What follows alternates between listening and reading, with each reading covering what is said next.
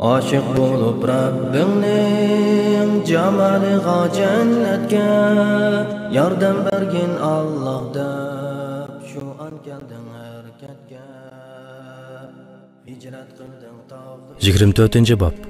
Shijoatlik bir kishi yoki bir jamoat shahodatga qiziqib va dushmanga shikast yetkazish uchun ko'p dushman ichiga bo'sib kirishning fazilati.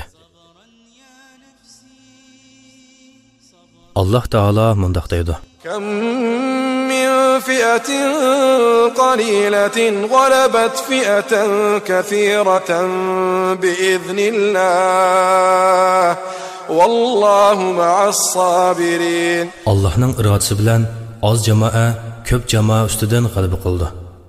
Allah chidamli ko'rsatkichlar bilan bildir. Allah Taala yana mundaq deydi: ومن الناس من يشري نفسه ابتغاء مرضات الله والله رؤوف بالعباد.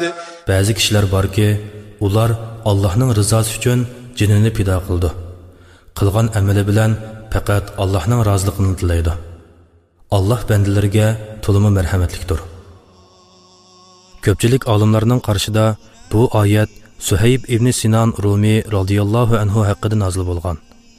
Suhayb Rumi radhiyallohu anhu Makkada musulmon bo'lgan bo'lib, musulmonlar Madinaga hijrat qilganda u musulmonlar bilan birga hijrat qilgan edi. Ammo bir turkum mushriklar uningga yetishib olib, uni hijratdan to'sdi. Shuning bilan u etidan tushib, o'qtinini va kamonini qo'lga oldi hamda ularga: "Sizlar mening sizlardan merganroq ekanligimni bilasizlar. Allah bilan qasamki, o'qtinimniki o'qning hammasini sizlarga yetib bo'lguncha, sizlar menga yaqin kelolmaysizlar. Ondan men qilichinni ilib, toki yerib qolguncha sizlarni chapaman. Ondan sizlar xohlaganinglarni qilinglar" dedi. Ular: "Yenimizdan boy holatga ketishingga yo'l qo'ymaymiz. Chunki sen qishimizga kelganda kambag'al eding. Sen faqat Makkadagi mol-mulklaringni bizga ko'rsatib qo'ysang, ondan seni qo'yib etamiz" dedi. Suhayb radhiyallohu anhu ularning deginda qildi. U Rasululloh sallallohu alayhi va sallamning qishiga kelganda Alloh Taala: "Ba'zi kishilar borki, ular Allohning rizosi uchun jinini pido qildi. Qilgan amali bilan faqat Allohning roziligini tilaydi. Allah bandalarga to'limi marhamatlikdir" degan oyatni nozil qildi. Rasululloh sallallohu alayhi va sallam uningga: "Abu Yahyo tijoratda foyda oldi" dedi va yuqorqi oyatni tilovat qilib berdi. Bu oyat garchi Suhayb radhiyallohu anhu haqida nozil bo'lgan bo'lsa-mu, ammo faqat uningga xos emas.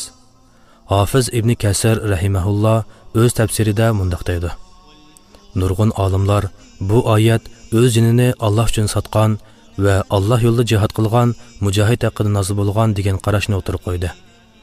Alloh Taala bu haqda yana mundaq deydi: الله اشترى من المؤمنين أنفسهم وأموالهم بأن لهم الجنة. Şübhəsizki Allah müminlərdən onların canlarını, mallarını onlara cənnətni verib setib aldı. İbn Abbas radiyallahu anhu: "Bəzi kişilər var ki, ular Allah'ın rızası üçün cinini pido qildi. Qilgan amali bilan faqat Allohning roziligini tilaydi" degan oyat haqida mundaq deydi: Mujohidlar Alloh yo'lida jihad qilish va Allohning haqqini ado qilish orqali toki shahid bo'lib Allohga uchrashgunga qadar o'z jonlarini Allohga sotgan kishilardir. Sahobalar o'z jonlarini Allohga sotgan holda dushmanlarga hujum qiladi. Hisham ibn Amir Ansari radhiyallohu anhu kofirlarning sepiga o'zi yolg'iz hujum qilib kirib ketdi. Ba'zilar uning qilganini to'g'ri topmagan edi. Umar ibn Xattob radhiyallohu anhu, Abu Hurayra radhiyallohu anhu va boshqalar ularga raddiya qaytarib bu oyatni tilovat qildi. Ba'zi kishilar borki, ular Allohning rizosi uchun jinini pido qildi. Qilgan amali bilan faqat Allohning roziligini tilaydi. Mudrik ibn Af Ahmasi mundaq deydi: "Men Umar radhiyallohu anhuning yinida edim. Shu chaqda uning qishiga Nu'man ibn Muqarrin radhiyallohu anhuning elchisi keldi. Umar radhiyallohu anhu uningdan kishilar to'g'risida so'raganda, u paloni musibat kuchurdi. Boshqalarni bilmayman degan edi. Umar radhiyallohu anhu: Allah ularni obdan buldu dedi. Ondan o, ey Amirul Mu'minin, bir kishi o'z jinni Allohga sotdi dedi. Shuning bilan men, ey Amirul Mu'minin, u mening tog'am bo'ldi. Kishilar uni u o'zini halokatga tashladi deyishotdi. Desam, Umar radhiyallohu anhu ular yolg'on aytibdi. Balki u dunyo badaliga oxiratni setib olgan kishidir dedi. İbn Abu Shayba o'zining kitobida mundaq deydi. Mashriq tarafdan kofirlarning bir qo'shin kelgan edi. Ansorilardan bir kishi ularga qarshi hujumga o'tdi va dushman sepini yerib kirib ketdi. Ondan qaytib chiqib, yana kirib ketdi va 2-3 qatam shunda qildi. Said ibn Hisham Ansari buni Abu Hurayra radhiyallohu anhu ga aytqaydi.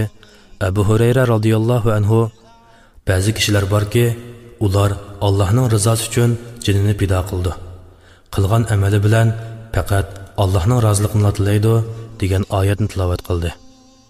Hakim o'zining kitobida Abu Hissaq Sabiydan rivoyat qilib mundaq deydi. Bir kishi Bara ibn Azib radhiyallohu anhudan: "Ey Abu Ammara, o'zinglarni halokatga tashlamanglar" degan bu oyat dushmanga uchrashganda toki o'ldirilguchi urushgan kishi haqidami deb so'ragaydi. Bara ibn Azib radhiyallohu anhu: "Yo'q, bu oyat bo'lsa, gunoh qilib, ondan Alloh meni kechirmaydi deb noumid bo'lgan kishi haqida" dedi. Yana bir rivoyatda bir kishi Bara ibn Azib radhiyallohu anhu ga: "Agar men dushmanga yolg'iz hujum qilib, ular meni o'ldiribsa, men o'zimni halokatga tashlagan bo'lamdiman" deb so'ragaydi. Bara radhiyallohu anhu: "Yo'q, Alloh taolo Rasululloh sallallohu alayhi va sallamga: فقاتل في سبيل الله لا تكلف إلا نفسك" "Ey Muhammad, Allohning yo'lida jihad qilgan, ya'ni o'zing yolg'iz bo'lsangmi jihad qilgan. Sana g'alaba va'da qilingan. Munofiqlarning jihadini qilib qolganligiga ahamiyat berib ketma. Sen faqat o'zingga javobgarsan" deb buyurgan. Sen degan o oyat, ya'ni o'zinglarni halokatga tashlamanglar degan oyat bo'lsa, Alloh yo'lida xarajat qilishdan bexillik qilgan kishi haqida dedi. Yana bir rivoyatda biraylan Bara ibn Azib radhiyallohu anhudan: "Bir kishi 1000 kishilik qo'shinga qo'ldagi qilich bilan hujum qilsa, u o'zini halokatga tashlagan bo'lamdi" deb so'ragaydi. Bara radhiyallohu anhu: "Yo'q, bir kishi gunoh qilib, ondan tavba qilsami baribir desa, o'zini halokatga tashlagan bo'ldi" dedi. Aslam ibn Yazid Tajaybi, ya'ni Abu Imron mundaq deydi. Biz Rum shahrida edik. Rumluqlar bizga cho'ng bir qo'shin chiqardi. Musulmonlardan jangga ularning sonining barobarida yoki uningdan ko'proq kishi chiqdi. Misr ahliga Uqba ibn Amir radhiyallohu anhu, jamoatga Fuzala ibn Ubayd radhiyallohu anhu mas'ul bo'ldi. Musulmonlardan bir kishi Rum sepiga hujum qilib, ularning sepini yerib kirib ketdi. Kishilar tovlashib, "Subhanalloh, u o'zini halokatga tashladi" degaydi. Abu Ayyub Ansari radhiyallohu anhu: "Ey xaloyiq, sizlar bu oyatni xato izohlayapsizlar. Bu oyat biz Ansorilar haqida nozil bo'lgan. Alloh taolo islomga izzat ato qilganda uningga yordam berguchilar ko'paydi. Shuning bilan ba'zilar Rasululloh sallallohu alayhi va sallamdan yo'shirin holda mana islom aziz bo'lib, uningga yordam berguchilar ko'paydi. Bu jarayonda bizning nurg'un pul mollarimiz sarf bo'ldi. Endi mol mulkimizni parvash qilib, hol ahvolimizni yaxshilab olaylik" deyishga edi.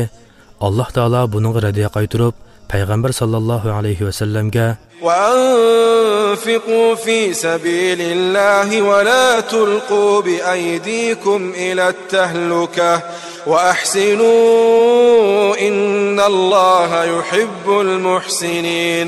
Allah'ның yolunda pul mal sarf qılыңlar. Özünlarni halokatga tashlamanglar. Ihson qilinglar. Ihson qilguvchilarni Allah haqiqatan do'st tutadi degan oyat nozil qildi. Demak, o'zini halokatga tashlash bizning mol dunyoni ko'paytirishga berilib, jihadni tark etganligimiz edi, dedi. Abu Ayyub doim jihadga chiqadi. Hatto u Rim zaminiga dafn qilindi.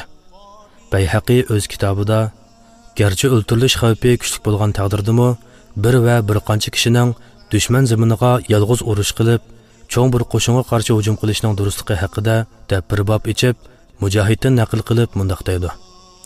Rasululloh sallallohu alayhi va sallam Abdullah ibn Mas'ud radhiyallohu anhu va Xabbab radhiyallohu anhu ni bir guruhga, Dihya ibn Khalifa Kalbi radhiyallohu anhu ni yolg'iz bir guruh qilib dushman ziminiga avatdi. Bayhaqi Mujahiddan naql qilib yana mundoq deydi. Rasululloh sallallohu alayhi va sallam Amr ibn Umayya radhiyallohu anhu bilan Ansarilardan bir kishini bir guruhga, Abdullah ibn Anas radhiyallohu anhu ni yolg'iz bir guruh qilib dushman ziminiga avatdi.